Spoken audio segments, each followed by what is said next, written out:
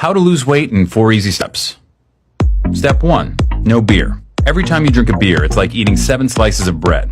That's a lot of unnecessary carbs. Step 2. Portion control. When eating out at a restaurant, cut your meal in half and ask for a takeout container to save the rest for later. Step 3.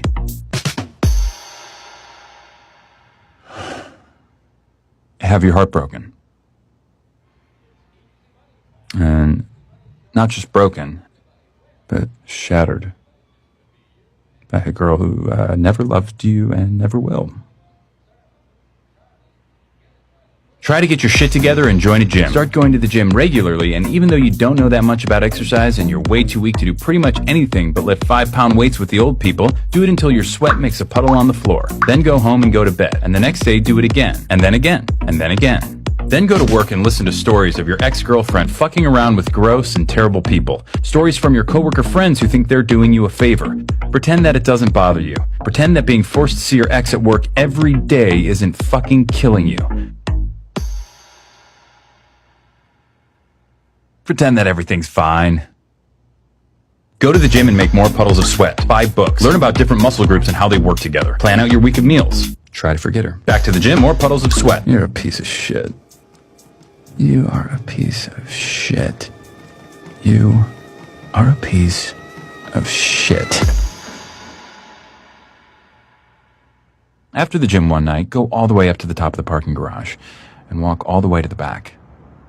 Look out at the lights of the skyscrapers of downtown and think about how every single one of those office lights represents a person. Try to imagine how they feel, what they're doing. Then realize that most of those lights are probably shining into offices with no one in them. Realize you're alone, that you're staring at no one. Become cripplingly depressed and try to locate your car. Go to sleep, go back to work, go to the gym, sweat, freak the fuck out on your ex, the next day apologize. One day she wears the necklace you bought her and tells you that she got it from someone really special. That night you discover that Slayer's Angel of Death might be the perfect song to do squats to. Start to make friends at the gym. You used to look down on bro nods and fist bumps, but since that's how gym rats communicate, that's become the language you speak most often. Max and you spot each other on Wednesdays, Vinny and you spot each other on Fridays. It's important not to forget that you're a piece of shit. Work, gym, food, sleep, over and over. More fist bumps, more sweat puddles. Your body changes slowly, then all at once. You hit your goal weight, pick a new one, then hit it again. You go out and buy new clothes. You receive wave after wave of compliments. Your ex tells you that she's seeing someone else. Fucking bullshit. That night you go to the gym. You run farther and lift more than you thought your body was capable of. You go home and eat a single chicken breast and steamed vegetables. You go to sleep. You dream of a bottomless black puddle. No. There's a girl you see a lot at the gym who always does these weird leg exercises you've never seen before. You make it a point not to look at her because you're overly worried about looking creepy. Like that guy in the blue shirt who never wears underwear and always hangs around the lat pull-down machine. But you notice this girl is always at the gym when you are and seems to always choose the bench next to you. You turn up the Slayer and concentrate on making your puddles bigger. At work, your ex parades her new boyfriend around, flatly ignoring you the entire time. He's taller than you, in better shape than you, and significantly better looking than you.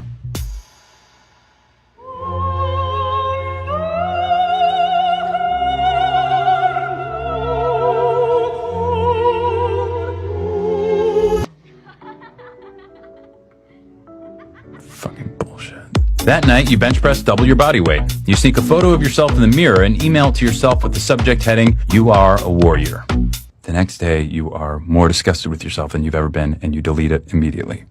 You make puddle after puddle after puddle and eat single chicken breasts and work and sleep over and over and over and over and over and over.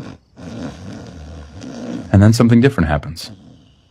A night comes when you're not the last person in the gym.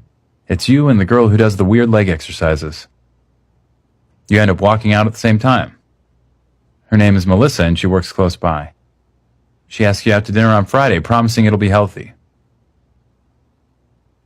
The leg exercises are pivoting curtsy lunges. You start seeing Melissa a lot, both inside the gym and out. You add a couple cheat days to your week. You start getting a lot less sleep. Your ex calls you late at night, but you don't answer. One night you're walking Melissa to her car and she says she wants to show you something special. You both stand there in the dark looking out over the lights of downtown. "Isn't it pretty?" she says, "with all those lights?"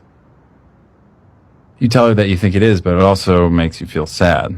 All those lights mean nothing. They're just shining into cold, lonely offices with nobody in them. But Melissa tells you that each light is an empty office, but they're only empty because the people have all gone home for the day. Each one's a person who's at home, happy with the one they love.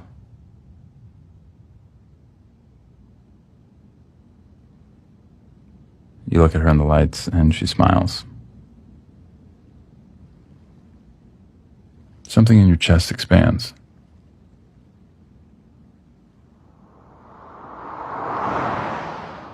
Late one Sunday afternoon, you're writing out your rent check and realize it's been exactly a year since you started working out.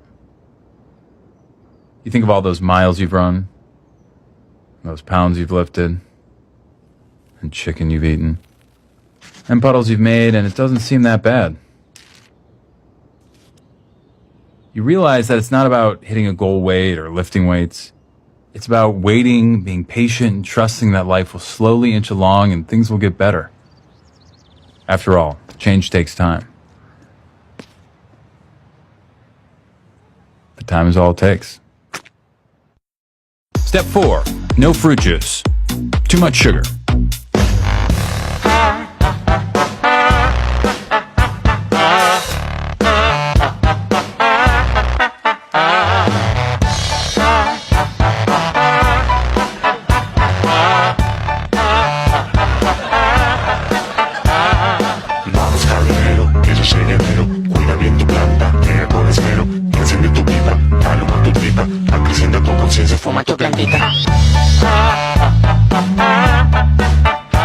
Por eso baila sin control de tu mente crítica, percibe la realidad como mágica.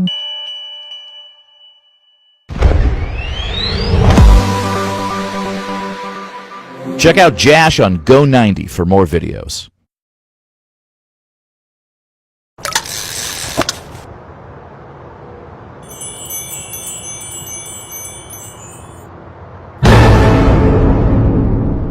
I need bait, mate!